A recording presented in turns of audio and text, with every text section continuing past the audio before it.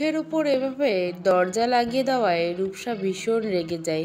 সেই সাথে তার খারাপও লাগছে। অলি এখন থেকে আলভির রুমে থাকবে ভাবতেই হাত পা কাঁপছে। রূপসা কফির মগটা নিয়ে নিজের রুমে ফিরে আসে। কান্না পাচ্ছে। কফির মগটা টেবিলের উপর রেখে সে ডুকরে কেঁদে উঠল। আর পাচ্ছি না সহ্য করতে। রূপাপু, ইয়াদ ভাইয়া অপেক্ষা করছে, তাড়াতাড়ি চলো, নইলে ভাইয়া কিন্তু আমাদেরকে রেখেই চলে যাবে। উর্মিলার কথায় রূপসা চোখ জোড়া মুছে ব্যাগটা কাঁধে তুলে নিল। ফোনটা হাতে নিতে তার ফোনে একটা ছোট্ট মেসেজ আসে। রূপসা মেসেজটা ওপেন করলো। মাঝে মাঝে একটু ধৈর্য রাখতে হয়, নইলে পরিস্থিতি আরও বেশি হাতের বাইরে চলে যায়। তোমাকে বিয়ে করতে এবিকে বাধ্য করাই যায়, তাতে কি হবে? তুমি কি পারবে ওর সাথে শান্তিতে সংসার করতে? পারবে না। সেরকম করলে এভি তোমাকে ঘৃণা করবে। তার চেয়ে আরও কয়েকটা দিন ধৈর্য ধরো। আপাতত অলির সাথে বা আলভির সাথে ভালো ব্যবহার করো, যেন তোমাকে কোনোভাবে কেউ সন্দেহ না করে। মেসেজটা দেখে রূপসা মুখ বাঁকায়। সে জানে না লোকটা কি করতে চাইছে, কিন্তু সে সত্যি আর সহ্য করতে পারছে না। রূপসার সব ভাবনা সাইডে রেখে উর্মিলার দিকে তাকে জোরপূর্বক হাসলো। তারপর ভার্সিটির উদ্দেশ্যে বেরিয়ে গেল। আলভি ড্রেসিং টেবিলের সামনে দাঁড়িয়ে চুল সেট করছে। অলি সেই তখন থেকে চুপচাপ বিছানার এক কোনায় বসে আসে। তখন অলির চিৎকার দেওয়া কারণটা আলভি এখন অবধি বুঝে উঠতে পারেনি। আমি যাওয়ার সময় খাবার পাঠিয়ে দেবো, খেয়ে নিও। অলি কোনো উত্তর দিল না। আলভি একটা শ্বাস ফেলে অলির দিকে এগিয়ে যায়। কি হলো, কিছু বলছো না কেন? অলি একবার আলভিকে পা থেকে মাথা পর্যন্ত পর্যবেক্ষণ করলো। আলভি একদম স্যুট কোট পরে অফিসে যাওয়ার জন্য রেডি হয়ে গেছে। অলি বিড়বিড় করে বলল, সব দেখে নিয়েছে হয়তো। অলির কথাগুলো আলভি শুনতে পেয়েছে, তবে বুঝতে পারেনি সব দেখে নিয়েছে মানে কি। অলি একটা বিরক্তিসূচক শব্দ উচ্চারণ করে বলল, আমি না থাকলে আপনার সব কিছু আজকে রূপসা আপু দেখে নিত। আলভি সরু চোখে অলির দিকে তাকায়। তখন রূপ এসেছিল? কেন এসেছিল? রূপ বলছেন কেন? আপু বলুন। অলির কথা শুনে আলভির মেজাজ খারাপ হলো। শান্ত কণ্ঠে বলল, ও আমার থেকে 5 বছর ছোট, ওকে আপু ডাকতে যাব কোন দুঃখে? অলি চোখ পাকিয়ে বলল, উনি আপনার ছোট হলেও আপনাকে নাম ধরে ডাকছিল কেন? নাম ধরে ডেকেছে কারণ ও একটা বেয়াদব। উনি বেয়াদব নন, আমার মনে হয় উনি আপনার মুখ থেকে আপু ডাক শুনতে চায়, সেই জন্য আপনি আজকে থেকে ওনাকে আপু বলে ডাকবেন। আলভি আর চোখে অলির দিকে তাকে ছোট্ট করে উচ্চারণ করলো, নো ওয়ে। আপনি হয় ওনাকে আপু বলে ডাকবেন, নয়তো আমি আজকে থেকে আপনাকে ভাইয়া বলে ডাকবো। অলির কথা শুনে আলভির চোখ বড় বড় করে অলির দিকে তাকায়। এদিকে অলির চেহারা দেখে বোঝা যাচ্ছে অলি ভীষণ রেগে আছে। রাগে নাকের ডগাটা পর্যন্ত লাল হয়ে গেছে, ঠোঁট জোড়া তিরতির করে কাঁপছে। আলভি মৃদু স্বরে বলল, তুমি একবার আমাকে ভাইয়া ডেকেই দেখো না। অলি রাগে ফুঁসতে ফুঁসতে বলল, ডাকলে কি করবেন আপনি? যেটা একজন স্বামীর করা উচিত সেটাই করব। আর সেটা করার পর তুমি হয়তো ভাইয়া নামক শব্দটা ভুলেই যাবে। আলভির কথাগুলো হুমকির স্বরে বলেছিল। আলভির কথা শুনে অলির রাগ মুহূর্তে পানি হয়ে যায়। সে একটা শুষ্ক ঢোক গিলে অন্যদিকে তাকায়। তুমি চাইলে আমি এখনই তোমাকে সেটা ট্রেলার বা টিজার দেখাতে পারি, দেখতে চাও? অলি জিভ দিয়ে ঠোঁট ভিজিয়ে বলো, আপনার হয়তো দেরি হয়ে যাচ্ছে, আপনার অফিসে যাওয়া উচিত। কথাটা বলার সাথে সাথে আলভি ধপ করে অলির পাশে বসে পড়ল। অলি রিয়াক্ট করার আগে আলভি অলির চুলে হাত ডুবিয়ে অলিকে নিজের কাছে টেনে নেয়। আমি চাই তুমি আমাকে একবার ভাইয়া বলে ডেকে আমাকে ভীষণভাবে রাগিয়ে দাও, তারপর আমি তোমাকে সেটার জন্য শাস্তি দেওয়ার সুযোগ পেয়ে যাই। দয়া করে একবার ডাকো। আলভির কথা শুনে অলির শরীর অবশ হয়ে এলো। সে ঠোঁট চেপে নিচের দিকে তাকিয়ে রইল।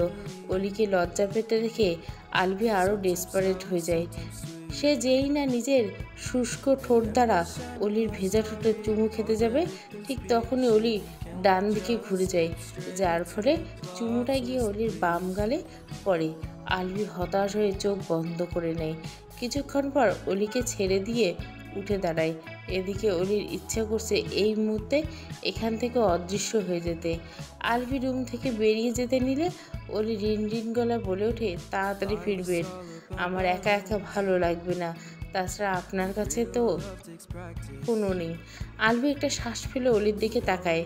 ফোন কিনবো ভাবছি, তবে যদি তুমি চাও তবেই কিনবো। আলভির কথায় অলি বুঝে উঠতে পারল না। অবশ্যই আমি চাই আপনি ফোন কিনে নেন, নয়তো আমার দরকার হলে আমি আপনাকে কল করব কিভাবে। আলভি অলির দিকে তাকিয়ে বলল, তুমি সত্যি চাও? আজও মিথ্যে বলবো কেন? আলভি দুপা এগিয়ে এসে বলে, তুমি জানো আমি কেন ফোন কিনি না? অলি জিজ্ঞাসা দৃষ্টিতে তাকায়। আমি কিভাবে জানবো? আমার মন মেজাজ প্রায় সময় খারাপ হয়ে যায়, আর তেমনটা হলে আমি সর্বপ্রথম ফোনটা আছাড় মারি। বলতে পারো এটা আমার বদ অভ্যাস। আর ইদানিং মন মেজাজ একটু বেশিই খারাপ থাকে। এই যে একটু আগে তুমি যেটা করলে, আমি তো আর তোমাকে তুলে আছাড় মারতে পারবো না, কিন্তু ফোনটা থাকলে এতক্ষণে আমি কি করছি? আপনি তো আমার গালে চুমু দিলেন, আমার দোষ কি? তুমি ছটফট করছিলে কেন?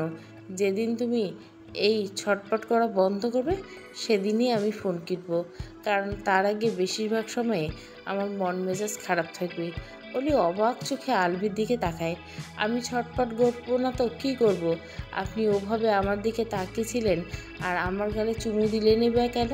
আপনি আমার থেকে দূরত্ব বজায় রাখলে কি আমি কখনো ছটফট করি? আলভির মাথা খারাপ হয়ে যাচ্ছে, মনে হচ্ছে কান জোড়া দিয়ে ধোঁয়া বের হয়ে যাচ্ছে। তোমার দিকে তাকাবো না তো অন্য মেয়ের দিকে তাকাবো? আমি অন্য মেয়ের দিকে তাকালে তোমাকে অনেক ভালো লাগবে, তাই না? আর লিসেন, আমি তোমার গালে কিস করতে চাইনি, আমি তো। আলভি আর কিছু বলতে পারলো না। অলি অদ্ভুত চোখে তার দিকে তাকিয়েছে। আপনি কি সেই রাতের মতো উল্টোপাল্টা কিছু খেয়েছেন নাকি? কোন রাতের মতো? তিশা আপুর মেহেন্দি রাতের মতো। অলির কথা শুনে আলভি নিজের চুল খামচে দিল। না, আমি কিছু খাইনি, আর খেয়েও থাকলে তোমার কাছে আর যাব না, তুমি সেই ব্যাপারে তুমি নিশ্চিত থাকো। অলি বসা থেকে দাঁড়িয়ে আলভির দিকে এগিয়ে এসে বলে, তাহলে কোথায় যাবেন? যেখানেই যাই না কেন তাতে তোমার কি? তোমার কাছে না গেলেই তো হলো। আর আমি সেদিন তোমার কাছে যাইনি, তুমি নিজের থেকে আমার রুমে এসে আটকে পড়েছিলে। আলভির কথাগুলো শুনে নিস্তব্ধ হয়ে যায়। আলভি আর কিছু না বলে ধূপধাপ পা ফেলে রুম থেকে বেরিয়ে যায়। বিকেলের দিকে সূর্যের আলো মলিন হয়ে এসেছে। অলি ব্যালকনি থাকা চেয়ারের উপর বসে বাবা মায়ের কথা মনে করে কাঁদতে কাঁদতে ঘুমিয়ে পড়ছিল। হঠাৎ করে সে ঘুমের ঘোরে অদ্ভুত কিছু অনুভব করে ধরপড়িয়ে উঠে বসে। অলি মাথা চেপে ধরে জোরে জোরে শ্বাস নিতে লাগলো। কিছুক্ষণ যেতে সে একটু স্বাভাবিক হয়। অলি কাঁপা কাঁপা হাতটা নিজের পেটের উপর রাখতেই তার চোখ দুটো চিকচিক করে উঠল। সে ঘুমের মাঝে পেটের মধ্যে সূক্ষ্ম নড়াচড়া অনুভব করছে। অলি বেশ কিছুক্ষণ সেভাবে বসে থেকে রুমে ছুটে এলো। ড্রেসিং টেবিলের সামনে দাঁড়িয়ে এক দৃষ্টিতে পেটের দিকে তাকিয়ে রইল, কিন্তু তার এই পেট ততটা দৃশ্যমান নয়। তাকে প্রথমবার কেউ দেখলে বুঝতেই পারবে না যে সে প্রেগনেন্ট। অলি পুনরায় পেটের উপর হাত রেখে বলল, আজ প্রথমবারের মতো তোর অস্তিত্ব অনুভব করলাম। প্রথমবার মনে হলো তুই সত্যি আমার মাঝে আসিস। আমি তোর জন্য একটা নাম ঠিক করছি, শুনবি? অলি হালকা হাসলো, তার চোখের পানি কিন্তু ঠোঁটের কোণে হাসি রেখা। আলো, তুই আমার আলো। অলি কিছুক্ষণ চুপ থেকে বলল, আমি জানি না তুই ছেলে নাকি মেয়ে, কিন্তু আমি তোকে আলো বলেই ডাকবো, বুঝলি? তবে তুই যদি ছেলে হোস তাহলে তোর নাম হবে আরিশ, আর তুই যদি মেয়ে হোস তাহলে তোর ভালো নাম হবে আরশি। অলি ভাবনার মাঝে দরজায় কেউ নক করলো। অলি আয়নায় থাকা নিজের প্রতিবিম্বের দিকে তাকিয়ে রইল। দরজা খুলবে নাকি খুলবে না সেটাই ভাবছে। অলি পা টিপে টিপে দরজার খানিকটা খুলে বাইরে উঁকি দিতে দেখলো উর্মিলা আর রূপসা দাঁড়িয়েছে। উর্মিলাকে দেখে অলি দরজা খুলে দিয়ে সাইডে হয়ে দাঁড়ালো। উর্মিলার সাথে রূপসাও রুমে চলে এলো। অলি ভালো করে তাকিয়ে দেখলো উর্মিলা হাতে একটা আচারের বাটি। অলি এদিকে এসো, দেখো তোমার জন্য কি এনেছি। অলি দেখে আচার দেখে অলি বড় বড় পা ফেলে উর্মিলা পাশে গিয়ে বসলো। উর্মিলার হাতে থাকা বাটিটা অলির কোলের উপর রেখে বলল, আমের আচার ফুপি বানিয়েছে, খেয়ে দেখো, অনেক মজা। আচার দেখে অলির জিভে জল চলে এলো। অমনিতে সে টক আর ঝাল খেতে অনেক ভালোবাসে, তার উপর এখন যেন আরও বেশি খেতে ইচ্ছে করছে। তবে ফুপি বানিয়েছে শুনে অলি কিছুটা দমে যায়। এগুলো ফুপু উনি বানিয়েছেন? উর্মিলা হ্যাঁ বোধক মাথা নাড়ে। অলি কয়েকটা ঢোক গিলে নিজেকে নিয়ন্ত্রণ করে ফেলল। উর্মিলা অবাক চোখে তাকে বলল, খাচ্ছ না কেন? আমি আরও ভাবলাম আচার দেখে তুমি হামলে পড়বে। না আপি, আসলে আমার শরীরটা ভালো নেই। তোমার ভাই আমাকে ভাত পানি ছাড়া অন্য কিছু খেতে নিষেধ করছেন। বাহ, তুমি তো দেখছি এভির কথা অনেক মানো। তো এভি কি তোমাকে সারাদিন দরজা আটকে বসে থাকতে বলছে? রূপসার কথা শুনে অলি চোখ কটমট করে রূপসার দিকে তাকায়। তারপর হঠাৎ করে মেখে এসে বলে, কি যে বলো না রূপসা, আসলে আমি একটু বেশি সুন্দরী তো, সেই জন্য হয়তো লোকে আমার উপর অনেক বেশি নজর দেয়। সেই জন্য তো আমি নিজের থেকে ঘরবন্দি হয়ে আছি। অলির কথা শুনে রূপসা বসা থেকে দাঁড়িয়ে যায়। অলি, তোমার এত সাহস, তুমি আমাকে নাম ধরে সম্বোধন করো? অলি উত্তর না দিয়ে বাঁকা হাসলো। উর্মিলা কপাল কুঁচকে বলল, অলি আপু, অলি তুমি রূপা আপুকে নাম ধরে বললে কেন? ও তোমার থেকে বয়সে অনেক বড়। উর্মি আপু সে বরাবর তোমার ভাইয়ার নাম ধরে ডাকছে, সেটা তুমি শুনতে পাচ্ছ না? তোমার ভাই কি তার ছোট? অলির কথা শুনে উর্মিলা রূপসার দিকে তাকিয়ে বলে, হ্যাঁ আমিও এটা লক্ষ্য করছি। রূপাপু তুমি কেন ভাইয়ার নাম ধরে ডাকো? আগে তো এরকম করতে না। রূপসা অনেক রাগ উঠলো, নিজেকে স্বাভাবিক রেখে বলো, শোনো উর্মি, এবি আমার আপন ভাই নয়। তাছাড়া এটা তুমি নিশ্চয় জানতে যে তার সাথে আমার বিয়ে ঠিক হয়েছিল। সেই ক্ষেত্রে তাকে ভাই বলে ডাকাটা আমার পক্ষে সম্ভব না। তুমি ঠিক কি বলতে চাইছো? অলির কথা শুনে রূপসা আবারও বলে ওঠে, আমি বলতে চাইছি যে খুব শীঘ্রই এভি তোমাকে ঘাড় ধাক্কা দিয়ে বাড়ি থেকে বের করে দিবে, তারপর আমি এভির বউ হব। রূপসার কথা শুনে অলি হেসে উঠল। এই চিন্তা মাথা থেকে ঝেড়ে ফেল। আমি মরে গেলেও আমার স্বামীকে তোমাকে বিয়ে করবে না। রূপসা কিছু বলতে চাইলে উর্মিলা তাকে থামিয়ে বলে, আপু চুপ করো প্লিজ। রূপসা বলে ওঠে, উর্মি, আমি বুঝতে পারছি না যে এত কিছু জানার পরও তুমি কি করে এই মেয়েটাকে সাপোর্ট করতে পারো। উর্মিলা একবার অলির দিকে তাকায়, তারপর বলে, আমি শুধু জানি ভাইয়া অলিকে ভালোবাসে, তাই সেসব নিয়ে যদি আর তার কোনো প্রবলেম না থাকে, আমার প্রবলেম কেন হবে? আমি শুধু চাই আমার ভাই ভালো থাকুক। রূপসা উর্মিলার কথায় আরও রেগে যায়। হনন করে বেরিয়ে যেতে নিলে অলি পেছন থেকে বলে ওঠে, আমার স্বামীকে আর একবারও নাম ধরে ডাকবেন না, আর না তো আমাকে ডাকবে। সে তোমার ভাই হয়, তাই ভাই বলে ডাকবে। আর আমাকে আজকের পর থেকে ভাবি বলে ডাকতে শেখো। ডাকবো না, কি করবে তুমি? বেশি কিছু না, তুমি না ডাকলে আমার স্বামী তোমাকে আপু বলে ডাকবে, আর আমি তোমাকে নাম ধরে ডাকবো। অলির কথা শুনে রূপসা রেগে মেগে অলির দিকে তেড়ে আসলো। অলির গায়ে হাত তুলতে যাবে তখনই অলি বলে ওঠে, তোমার এবি ভাই রুমে সিসি ক্যামেরা লাগিয়ে রেখেছে, তোমার সব কর্মকাণ্ড সে হয়তো বসে বসে দেখছে। আমার গায়ে হাত তোলার মতো ভুল ভুলেও করো না, তাহলে কিন্তু তোমার হাত আর হাতের জায়গায় থাকবে না। অলির কথা শুনে রূপসা মুখ ঝামটা মেরে রুম থেকে বেরিয়ে যায়। এদিকে অলির এরকম রূপ দেখে উর্মিলা হতবাক হয়ে তাকিয়েছে। অলি, তুমি আপুকে এগুলো কি বললে? অলি একটা মুচকে হাসি দিয়ে বলল, আপু, আমার মনে হয় তোমাকে ভাবি বলে ডাকতে বারণ করাটা আমার ভুল ছিল। বাড়ির সবাই ভুলে গেছে যে আমি এই বাড়ির বউ, তাই আমি চাই তুমি এখন থেকে আমাকে ভাবি বলে ডাকো। উর্মিলা মলিন হেসে বলে, যাক ভাবি, দেরিতে হলো যে নিজের জায়গা ধরে রাখতে শিখেছো, সেটাই অনেক। উর্মিলা চলে যেতে নিলে অলি বলে ওঠে, আর একটু থাকো না আপু, আমার একা একা ভালো লাগে না, দম বন্ধ হয়ে আসে। উর্মিলা হালকা এসে পুনরায় বিছানায় বসলো। মাগরিবের ওয়াক্ত পর্যন্ত উর্মিলা অলির সাথে থাকলো। অলির বাবা মার মৃত্যু কিভাবে হয়েছে এসব নিয়ে উর্মিলা প্রশ্ন করছে আর অলি উত্তর দিয়েছে। এর বাইরে বেশি কিছু অলি আর উর্মিলাকে জানায়নি। উর্মিলা চলে যেতে নিলে অলি পিছু ডেকে বলে, আপু আচারের বাটিটা নিয়ে যাও, এটা দেখলে আমার খেতে ইচ্ছা করবে। উর্মিলা ঘুরে এসে বলল, তাহলে খাও না একটু, শুনেছি এই সময় কিছু খেতে ইচ্ছে করলে না খেয়ে থাকতে হয় না। অলি বাটিটা উর্মিলার হাতে দিয়ে বলল, তোমার ভাইকে তো চেনোই, যদি জানতে পারে?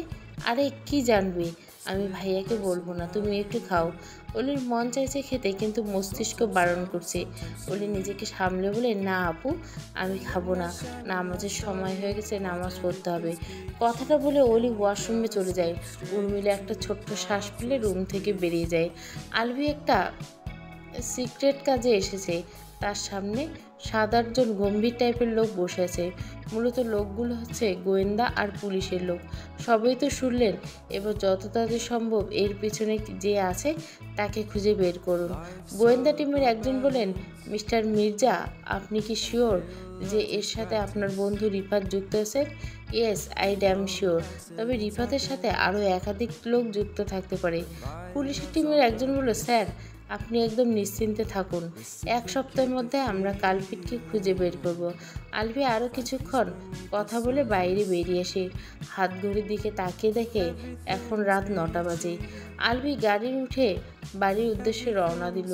30 মিনিটের মধ্যে সে বাড়ি ফিরে আসে। রুমের সামনে এসে কয়েকবার নক করার পরও অলি দরজা খুলে না। অলি দরজা খোলো। আলভি কিছুটা সময় দাঁড়িয়ে থেকে আবার নক করতে যাবে, তার আগে দরজা খুলে দেয়। আলভি একরাশ ক্লান্তি নিয়ে রুমে ঢুকলো। তারপর হাতে থাকা ওভারকোটটা সোফার উপর ফেলে দিয়ে কাবাটের দিকে এগিয়ে যায়। অলি নির্লিপ্ত ভঙ্গিতে দাঁড়িয়ে আছে। রাত 10টা পর্যন্ত আলভি বাইরে থেকে কি করছে সেটাই ভেবে কুলকিনারা পাচ্ছে না। অলিকে চুপচাপ থাকতে দেখে আলভি একটু অবাক হলেও মুখে কিছু বলল না। সে কাপড় নিয়ে ওয়াশরুমে চলে যায়। কিছুক্ষণ পর বেরিয়ে এসে দেখে অলি সেভাবেই দাঁড়িয়েছে। ডিনার করছো? অলি কিছু বলল না। আলভি একটা শ্বাস ফেলে অলির সামনে গিয়ে দাঁড়ায়। কি হলো, চুপ করে আছো কেন? কোথায় ছিলেন আপনি? আমি রুমে একা আছি সেটা যেন কীভাবে সারাটা দিন নিশ্চিন্তে থাকতে পারলেন? আলভি স্বাভাবিক কণ্ঠে বলে, অফিসে গিয়েছিলাম, সেখান থেকে নোমানের নানুকে দেখতে গিয়েছিলাম, তারপর হসপিটাল গিয়েছিলাম পেশেন্ট দেখতে, সেখান থেকে বেরিয়ে পুলিশের কাছে আর ডিটেকটিভের কাছে গিয়েছিলাম। আলভির কথা শুনে অলি আর রেগে থাকতে পারল না। সে বুঝতে পারল যে সারাদিন আলভি অনেক পরিশ্রম করেছে। দুপুরে খেয়েছিলেন? আলভি হ্যাঁ বোধক মাথা নাড়ে। তুমি খেয়েছিলে? আপনি যেই 2জন সার্ভেন্টকে বলে গেছিলেন তারা খাবার দিয়ে গেছিলো। গুড, চলো তাহলে ডিনার করে আসি। আলভি অলিকে নিয়ে ডিনার করতে নিচে এলো। বাড়ির সবাই আগেই ডিনার করে নিয়েছে, এখন শুধু আলভি আর অলি বাকি আছে। আলভি অলিকে নিয়ে ডিনার রুমে ফিরে এলো। রাত্রি 11টা বাজে। আলভি আর অলি শুয়েছিল। আলভি হঠাৎ প্রশ্ন করে, তুমি সারাদিন রুমে ছিলে? কেউ তোমাকে ডাকতে এসেছিল। উর্মি আপু আর রূপসা আপু এসেছিল। তাই কিছু বলেছে? আরে রূপসা আপু এখনও আপনাকে বিয়ে করবে বলে স্বপ্ন দেখছে। অলির কথা শুনে আলভি ভুরু কুচকে অলির দিকে তাকায়। অন্ধকারে অলির মুখ দেখা যাচ্ছিল না। তুমি এসব নিয়ে ওর সাথে তর্ক করছো নাকি? করবো না তো কি করব? আমি বললাম আপনাকে যেন ভাইয়া বলে ডাকে, কিন্তু সে নাকি নাম ধরে রাখবে। অলির কথার ধরন শুনে আলভি অজান্তে হেসে ওঠে, তবু নিজের হাসি আটকে বলে, তাই নাকি? তারপর তুমি কি বলে? আমি বললাম সে যদি আপনাকে ভাইয়া বলে না ডাকে তাহলে আপনি তাকে আপু বলে ডাকবেন। কি তুমি এসব বলছো? হ্যাঁ বলেছি। তো কি হয়েছে? শুনুন, আপনি কালকে থেকে ওনাকে আপু বলে ডাকবেন। আলভি হঠাৎ এক হাতে অলিকে নিজের কাছে টেনে এনে জিজ্ঞাসা করলে, ওকে আপু বললে আমাকে কি দিবে শুনি? অলি অবাক চোখে আলভির দিকে তাকায়। আলভির চেহারা দেখা না গেলেও আলভির উত্তপ্ত শ্বাস প্রশ্বাস যে অনুভব করতে পারছে। অলি আনমনে আলভির থেকে নিজেকে ছাড়ানোর চেষ্টা করে বলে, আমার কাছে আপনাকে দেওয়ার মতো কিছুই নেই। আলভি হঠাৎ করে অলিকে বিছানার সাথে চেপে ধরে তার উপরে উঠে যায়। ফিসফিস করে বলে, আছে। আলভি থামলো। তারপর অলির কানের কাছে মুখ নিয়ে হাসি স্বরে বলল, তোমার ঠোঁট জোড়া একবারের জন্য আমাকে দাও, বিনিময়ে আমি ওকে 100 বার আপু বলে ডাকবো। আলভির কথাগুলো শুনে অলির হাত পা জমে গেল। সে হাত পা নাড়াতে না চাইলেও নাড়াতে পারল না, কারণ আলভি তার 2 হাত চেপে ধরে রেখেছে। 15 বছর বয়সী মা পর্ব 18। পুরো গল্পটা প্লেলিস্টে পেয়ে যাবেন। ভালো লাগলে অবশ্যই লাইক, শেয়ার এবং সাবস্ক্রাইব করবেন। খুব তাড়াতাড়ি শেষ হয়ে যাবে।